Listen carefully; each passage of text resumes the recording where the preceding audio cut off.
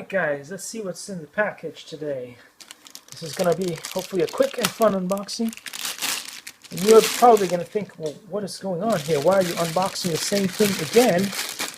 And yes, it is exactly what I wanted to get to, because the previous one that came in was totally defective and I was not able to use it at all. But anyway, let's see if we can open this. Usually this tends to be quite satisfying when you get this up. And again, kids, remember never to open stuff the way I open stuff. It's dangerous. Ask an adult or someone with better common sense, at the very least, to help you open these things. Come on now, there we go. Done. Cool. So in the next video, what I'm going to do is open this up, and we'll see if it runs. Thanks. Likey.